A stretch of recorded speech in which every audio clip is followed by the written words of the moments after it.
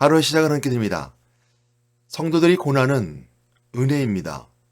왜냐하면 성도들이 당하는 고난은 그리스도 안에 있음을 확인시켜주며 더욱더 강화시켜주기 때문입니다. 오늘 사도 바울은 빌립보 교회 모든 성도들에게 또 감독들에게 집사들에게 오늘 서신을 보내면서 빌립보 교회의 믿음이 성숙하고 잘 지켰음을 감사하다고 하면서 오늘 서두에 이 말씀을 서두에 시작합니다. 소망이었죠. 소원이었죠. 너희 안에 착한 일을 시작하시니가 이렇게 시작하면서 빌립보 교회에 시작하셨던 그리스도 그 그리스도가 너희 안에서 그날까지 예수 그리스도 다시 모든 것을 이루실 줄 확신한다라면서 본인의 상황에 대해서 얘기합니다. 그러면서 너희들이 이 은혜에 참여한 자가 되길 바란다. 이렇게 서두에 7절 말씀 그 말씀하고 있거든요. 그 말씀 한번 보면서 말씀 나누도록 할 텐데요.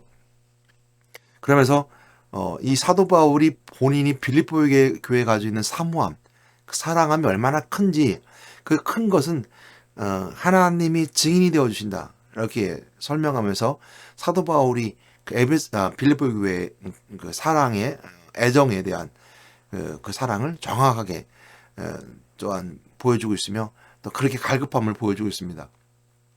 얼마나 빌립보 교회를 사랑했는지 알 수 있게 되죠.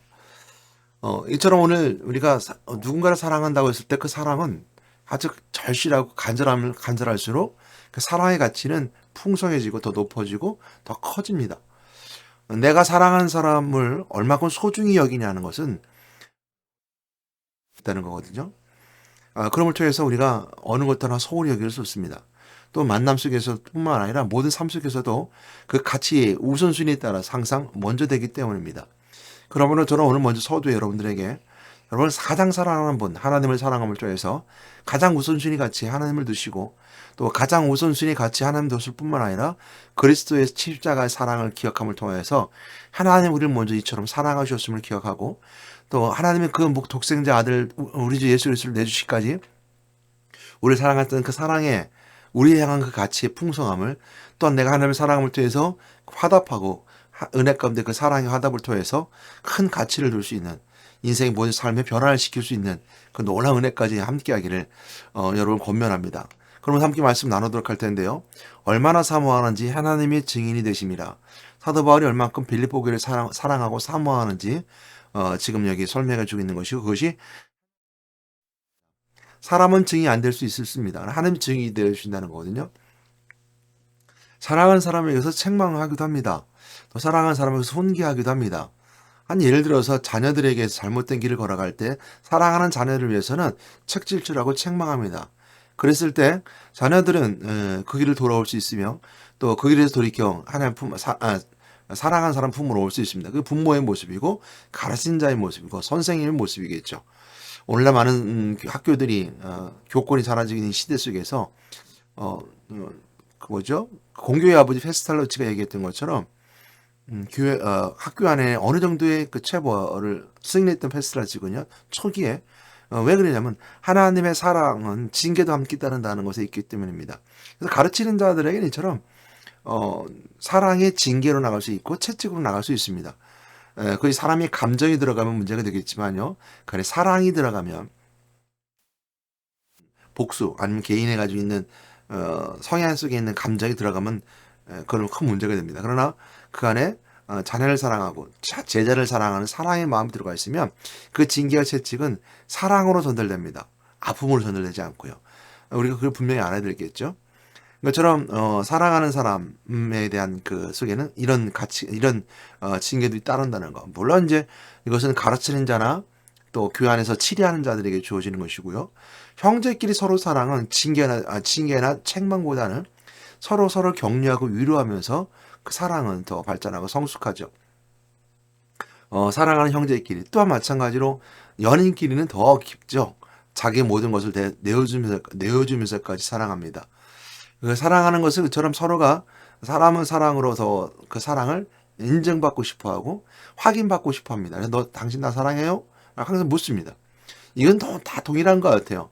교회 친구들이나 형제들이나 사랑하는 사람들 만났을 때 항상 묻는 것 같아요. 나 사랑하지요?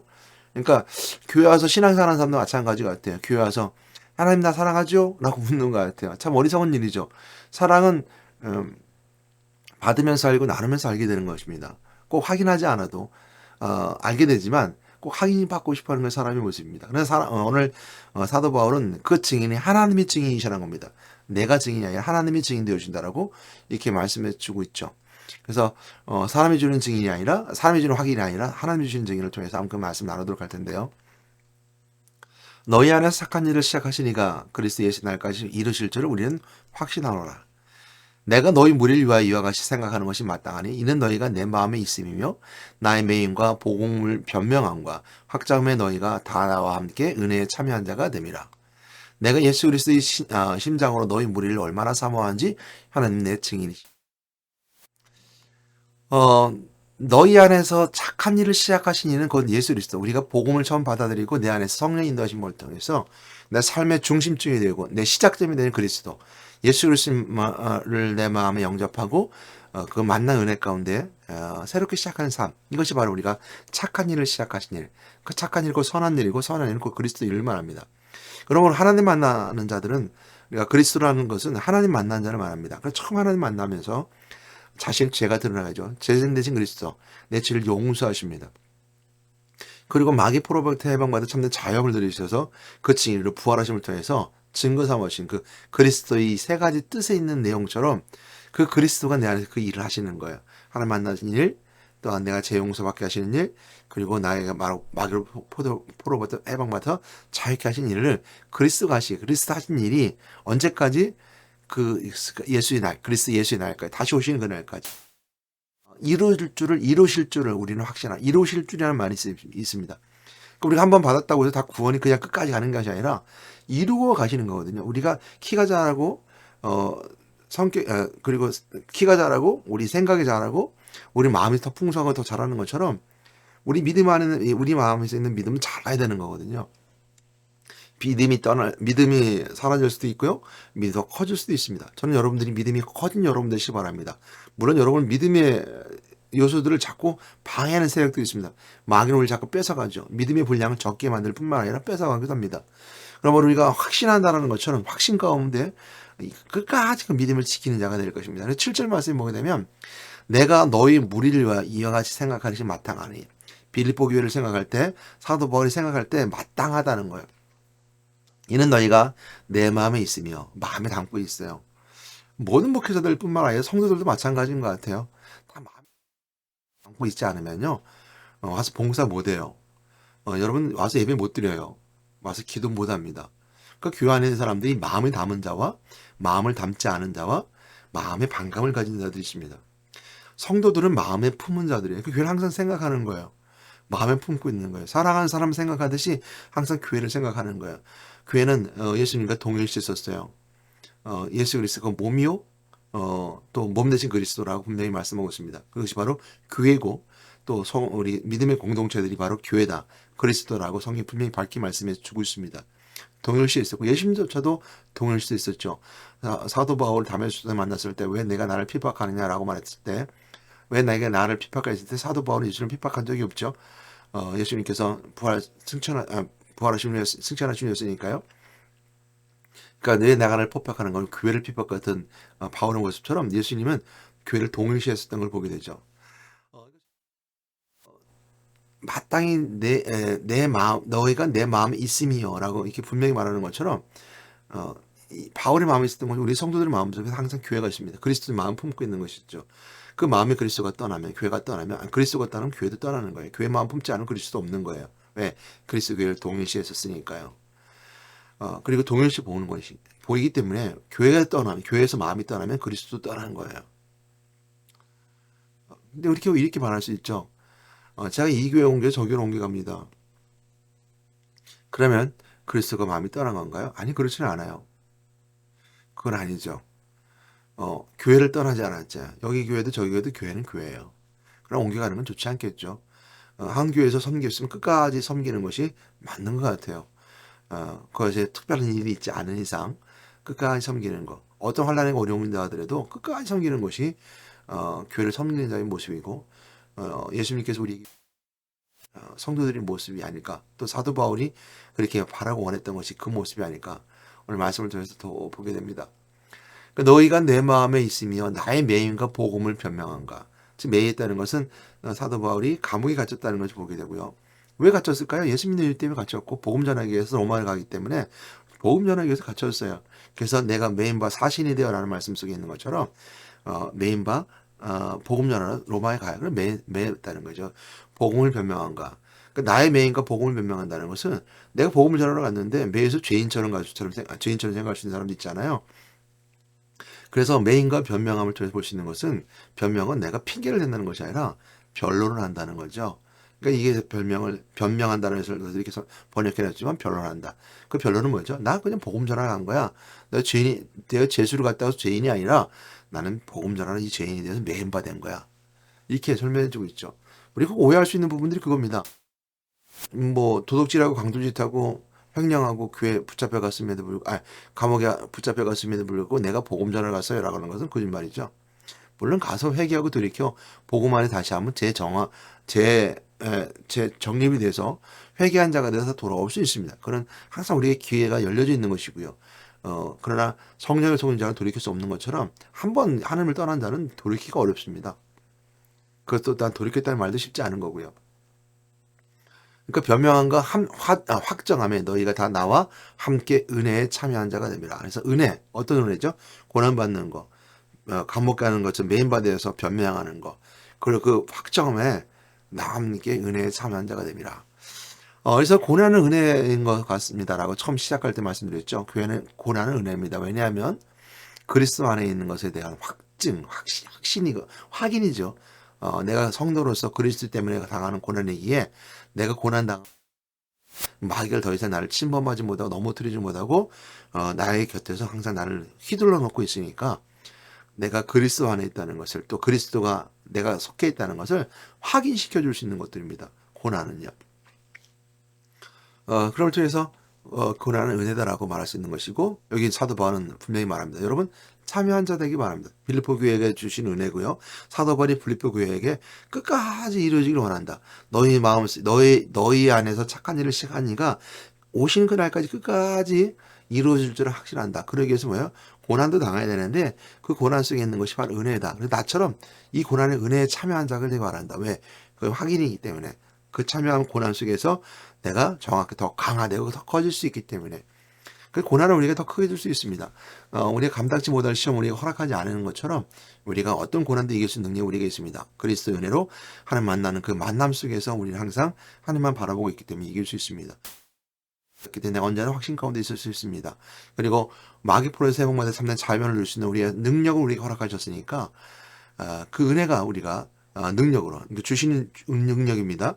우리 스스로 있는 능력이 아니라 주님께서 주시는 능력의 은혜로 우리가 부활하신 그리스도와 함께 선포할 수 있을 때 승리자의 삶을 살아갑니다. 이것이 우리가 은혜에 참여한 자의 모습이고 기쁨입니다. 자, 8절 말씀이 오늘 본문 말씀의 제목으로 잡았던 건데요. 내가 예수 그리스도의 심장으로, 그러니까 사도 바울은 지금 빌립보 교회에 대한 마음이 얼마나 크고 얼마나 간절하고 얼마나 소망이 희망이 있는가라는 것을 설명하기 위해서 그 말씀하고 있어요. 내가 예수 그리스도의 심장으로, 이게 참 심장이라는 말 두근두근 하잖아요.